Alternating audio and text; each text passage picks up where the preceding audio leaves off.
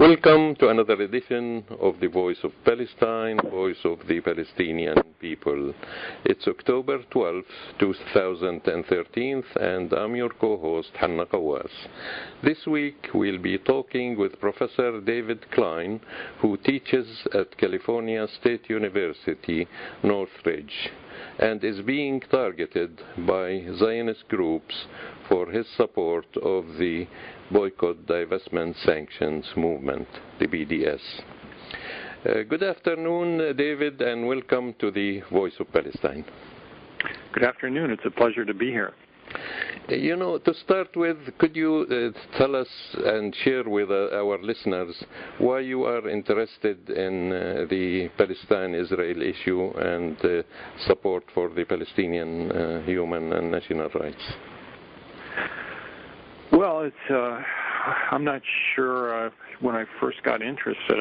I've been very sympathetic to the Palestinian situation and a supporter of Palestinian human rights for many years. When I was just a beginning academic, an assistant professor at Louisiana State University, I was the faculty advisor for two Palestinian groups there.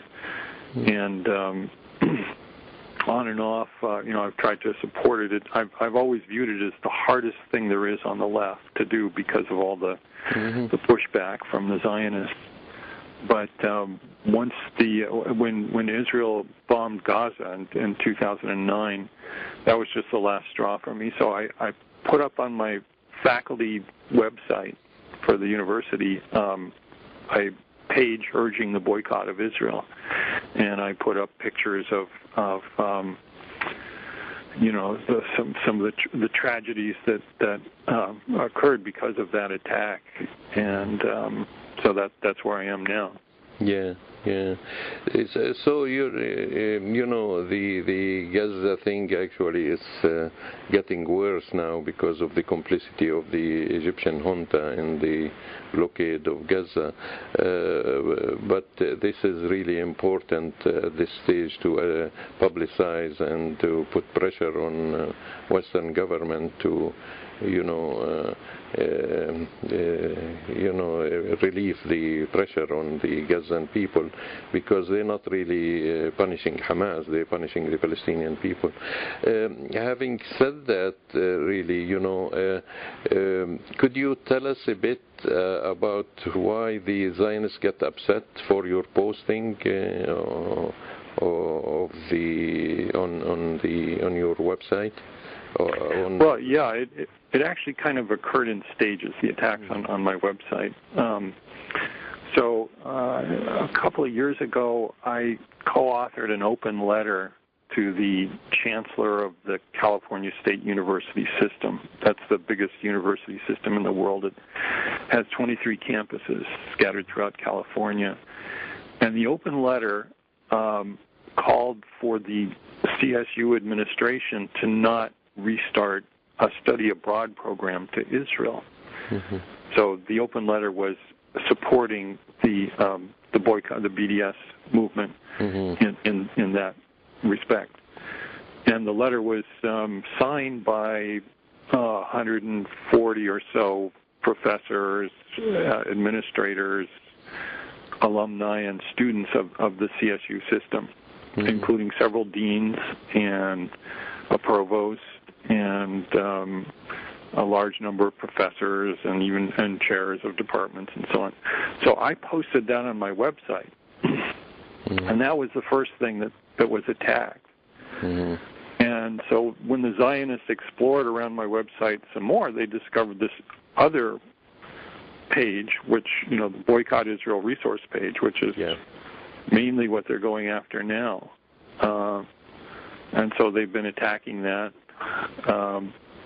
I'm on the organizing committee of the U.S. Campaign for the Academic and Cultural Boycott of Israel, so I have a link to that, and I'm the faculty advisor for the Students for Justice in Palestine here at California State University Northridge, and this is a resource page for them too. Yeah. But I also view this as an intrinsic part of my role as a citizen professor, and the role that faculty governance plays at a university. So this is my way of urging my colleagues, who communicate with the administration through the Faculty Senate, to support the academic and cultural boycott of Israel and other parts of the BDS program as well. Yeah, you mentioned that 140 people signed that letter. Were they mainly from the U.S. or from all over? They were all associated with California State University Northridge. Just from so that's why the numbers were not massive. If it had been an international, it would have been thousands. But but this was all within the university system to the head of the university system. And they complained at the beginning. You said that was 2 years ago. They complained about that, and then the next thing they went after was we had as a guest speaker at 3 California State University campuses the famous Israeli historian Ilan Pappé. Whose first book was The Ethnic Cleansing of Palestine. And so the Zionists tried to prevent him from being allowed to speak on California campuses because they argued that it was a use of public resources to criticize Israel, and they thought that was wrong. So in response, they attacked me, but they also attacked the presidents of the campuses. And those 3 presidents wrote a joint open letter strongly defending academic freedom, and I posted that also on my Boycott Israel resource page. Actually, we're going to put a link to your website on our website, also introducing you. So if people are interested to see what you have on your webpage, they could click on the link we're going to supply for our listeners. So basically, you mentioned Ilan Pappé. He was also here in Vancouver, and he does really good work, and he supports the one-state solution, which is, the non-racist alternative to the state of Israel and to the two-state solution, because even if there is 2 states, that means, recognizing a Zionist state with its all, discrimination and the laws that build to discriminate against 1/5 of the Israeli population, which mainly the Arabs, Christian and Muslims. He was here, Ilan Pappé, but it's strange that is it a crime to criticize Israel, or they attach to it as usual, that it's anti-Semitism to attack Israel? So then we come to my last target. So this is the one they're attacking now, and that's the web page itself. So they're arguing that it should not be allowed to be posted on a public university website or use public university resources in any way. Well, so they went to the California State Attorney General and asked her to prosecute me for that. And so she wrote back a letter and sent me a copy saying that there were no grounds for prosecutions, no laws had been violated, and all the education codes had been satisfied. The university attorney where I work came to the same conclusion, and the system attorney for the California State University system as a whole came to that conclusion as well. And so recently... That just started, what, a couple of months ago, or...?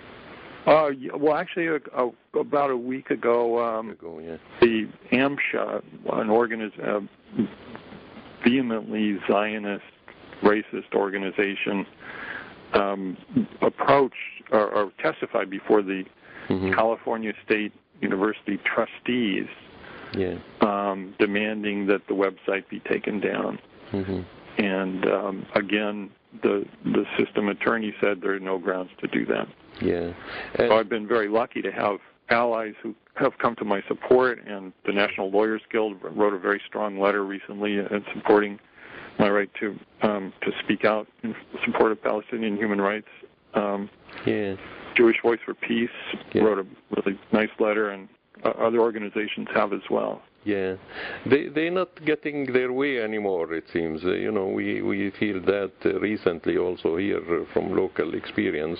They tried to ban a Shitat conference, in Vancouver at the University of UBC, the University of British Columbia, and because there was a Skype connection with Layla Khalid, and basically the university told them to buzz off, And another instance recently, they tried to ban these maps that shows the loss of Palestinian land from 46, and again it's the transit that's responsible for putting these maps up, and they complained and they waged a smear campaign, etc., and this is anti-Semitic, and they didn't succeed. The maps went up for almost 2 months now, although they vandalized them 3 times already.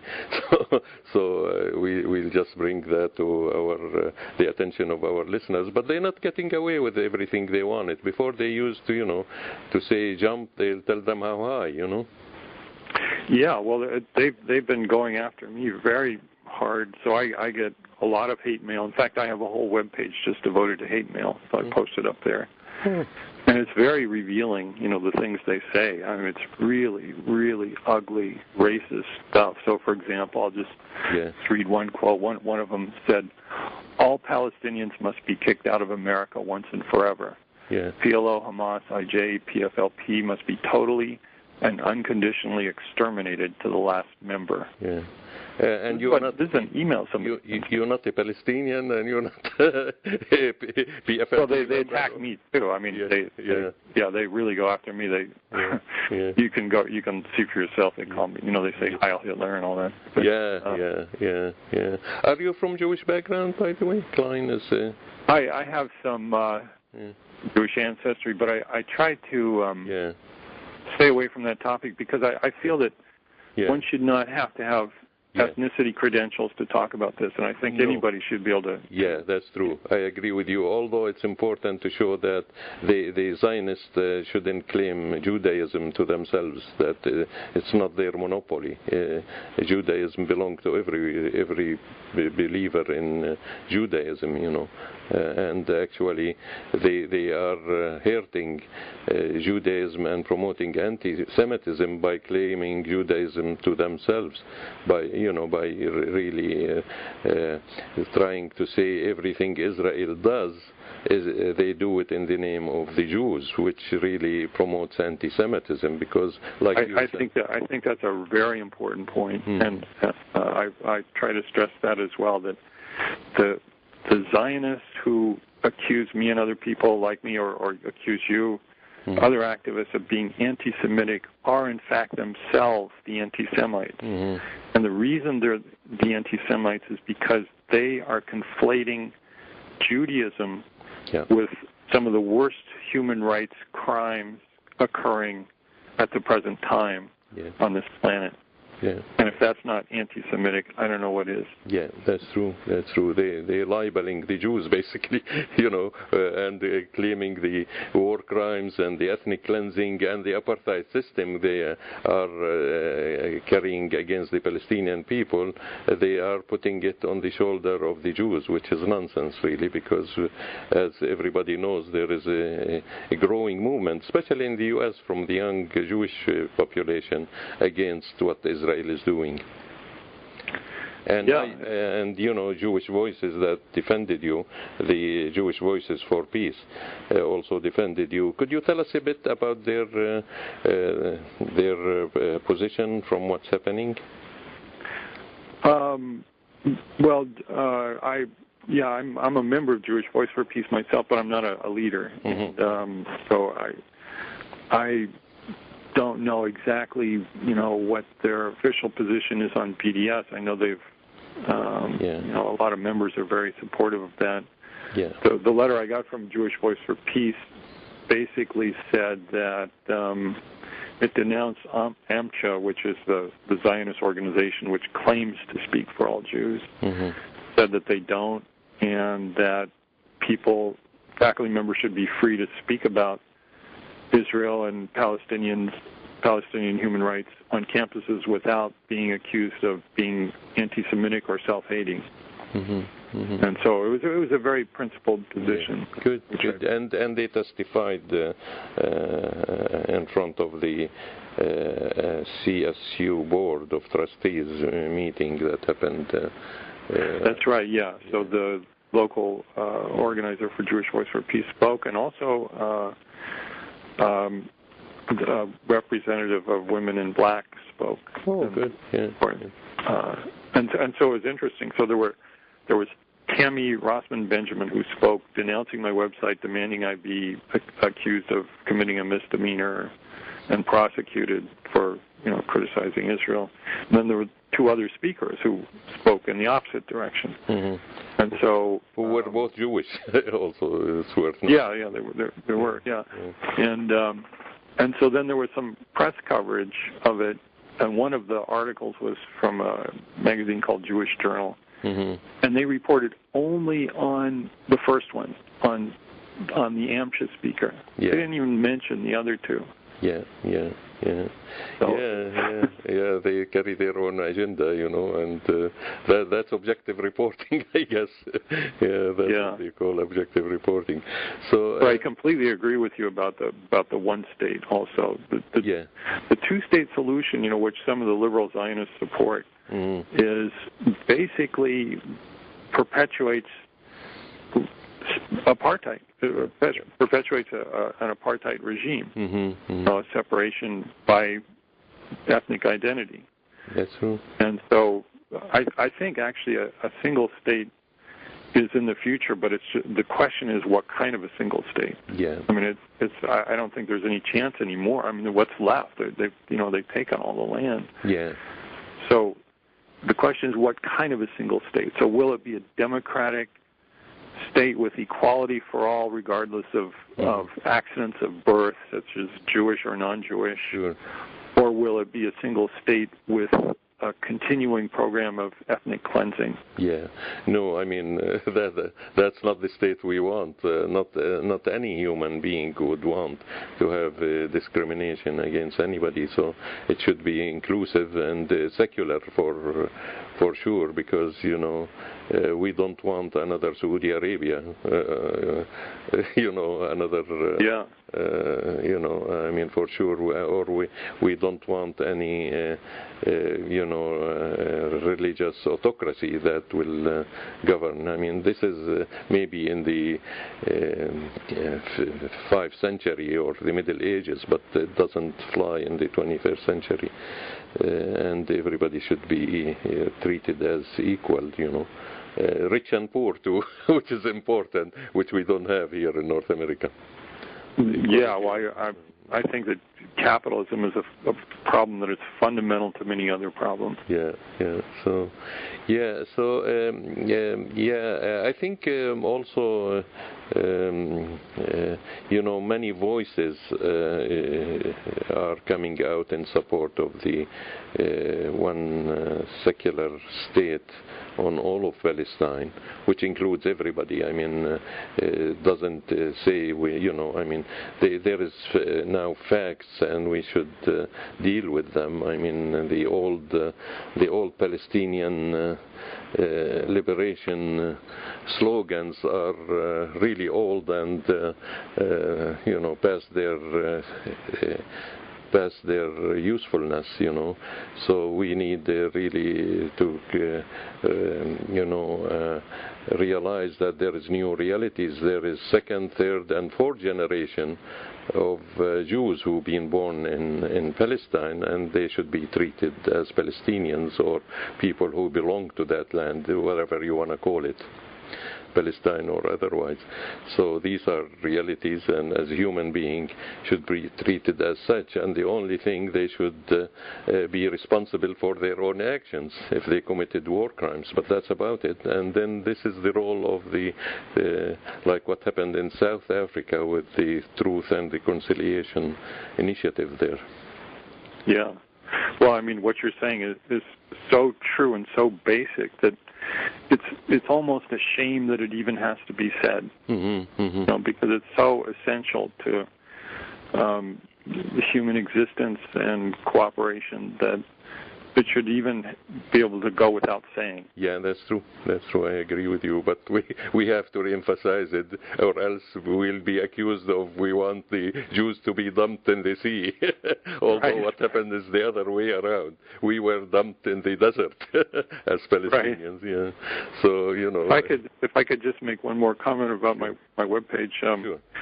The fact that my page has survived so many tests, you know, legal tests all the way up to the California Attorney General, certifying that it's okay for me to have it there, is an important precedent, I feel, for other people. And so that means that other faculty members who might be listening should consider putting links to web pages of various sorts that support Palestinian human rights, and they can do it with impunity because they can point to my page, which is pretty stark in terms of what it says, as a precedent if they run into trouble on their local campuses. So in particular, they could put links up to the web page for the U.S. campaign for the academic and cultural boycott of Israel, or PACB, or the U.S.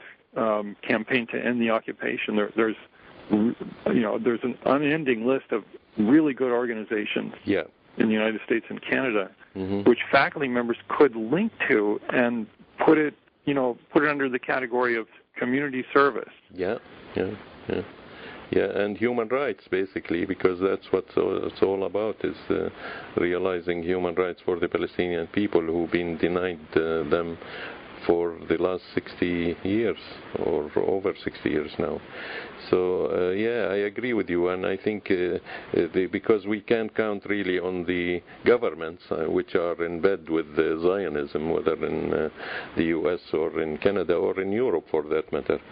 So that's the reason why the BDS movement started also, and that's why important the grassroots activism for support for the Palestinian people. And BDS is kind of a people's foreign policy. So it's the people's foreign policy to distance ourselves from an illegal criminal apartheid regime. Because our governments won't do it, their foreign policy is wrong and goes in the opposite direction. So the people's foreign policy should be BDS. Yeah. And that's why the Zionists are really upset with the BDS, because they know it's being effective, and they're spending tens of millions of dollars to counter the movement. Although the movement is all volunteers, like all people who are doing the support work are volunteers, while AMCA and all many or most of the Zionist organizations are financed, and most of them have staff and etc. And I call them mercenaries, because that's what they are. They do the work for money rather than for principle and for higher objectives. Yeah, they're definitely on the wrong side of the argument. There's no question there. Yeah. And I think someday many of them will be embarrassed. Yeah, they will, because they're not on the right side of history, like you said. Though they're working hard to discourage people from doing support work, and sometimes they succeed, but the normal reaction, I would say, from normal people is to rebel against them and to say, I'm going to continue doing what I'm doing, and I'm going to intensify the work. So hopefully this will be the case with many people. What do you think? Well, as I said a little while ago, it's the hardest thing there is on the left, I think, to do this, just because of the intimidation of the Zionists. And they pull out all the stops. I've received death threats and, hate mail, and But when that happens, it makes people angry. Mm-hmm. I get angry about that. How dare they try to stop people like me and you and many others from standing up for basic human decency, just supporting the right of Palestinians to the same kind of life that anybody should have. Mm-hmm. And so I think their tyranny is provoking a strong worldwide backlash, as it should.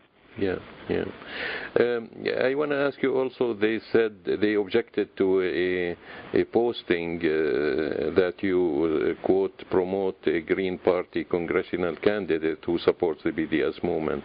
It seems the Green Party in the U.S.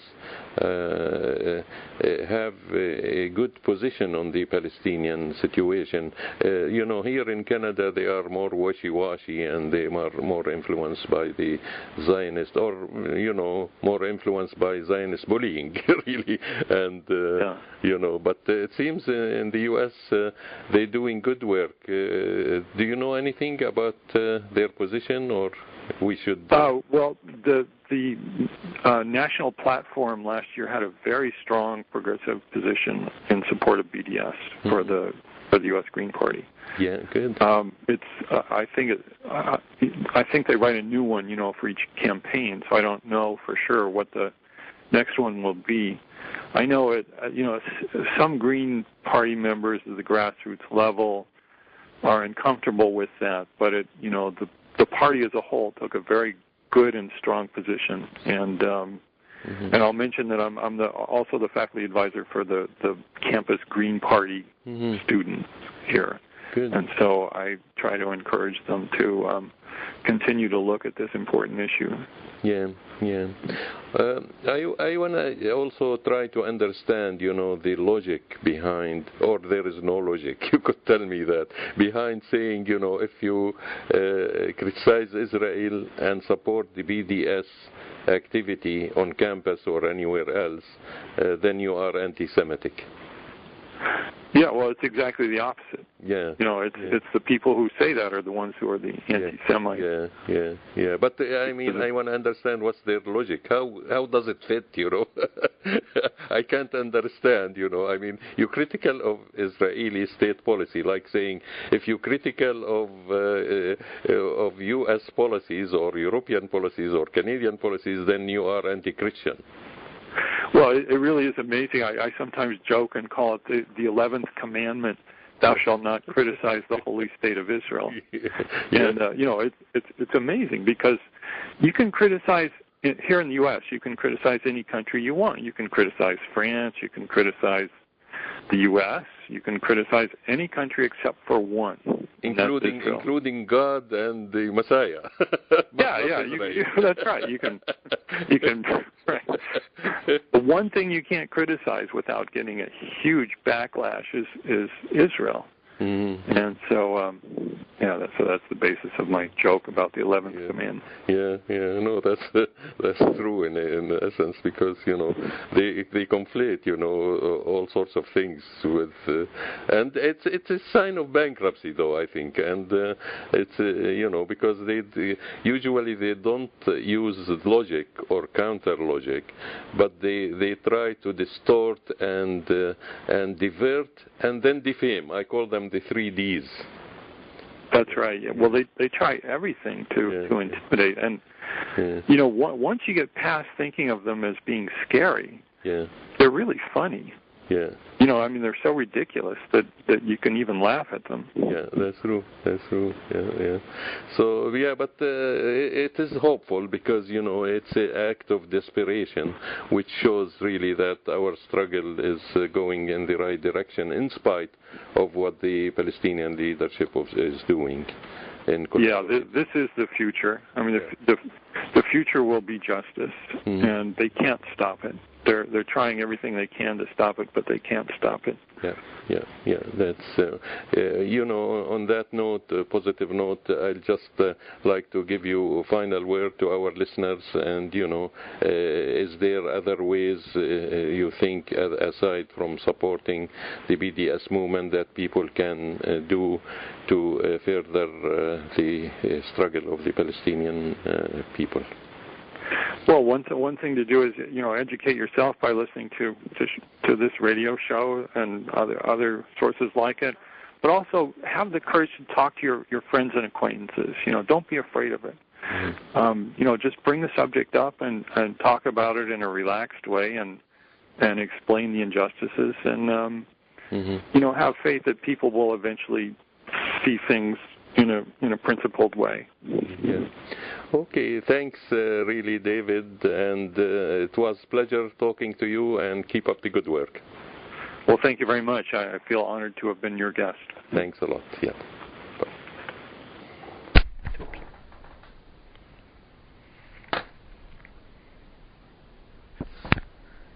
And that was Hana Kawas talking with Professor David Klein from California State University Northridge, who is being targeted by Zionist groups for his support of the BDS movement.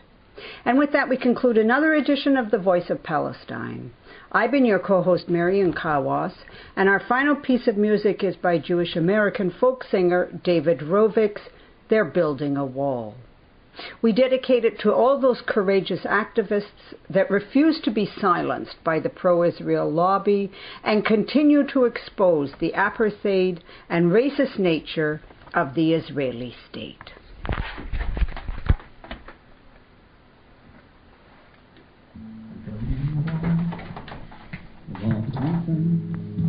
A wall that justifies means friends. A wall between Semites, rich and poor, brothers and sisters, from not so long before. Many feet thick and 20 feet high, no one can look through it and into the eye of a person you might know, to whom you might confide. Now just a stranger on the other side. They're building a wall between water and land, so we can eat fruit, they can eat sand. A wall to make sure that our orchards will grow and our kids can get fat and not need to know of the cities and ruins and the children in fear that your fathers and brothers in tanks might be near. A wall to keep quiet, that which you fear most, so you don't have to listen to your grandfather's ghost. They're building a wall between future and past, a wall to keep distant the chambers of gas from the bulldozers, gunships, and the tears of a child. Dignity, love, and honor defiled. To people's reality from your facts on the ground. A wall to keep distance the terrible sound of the houses that crumble and the children that die. A wall to keep separate the truth from the lie. They're building a wall, and at such a cost. Land, money, and safety, and all the lives lost. A wall made of brick, but bricks can be broken when the people of Zion have finally awoken and said no more walls, no more refugees, no more keeping people upon their knees. And then the history books will someday recall, before apartheid was ended, they were built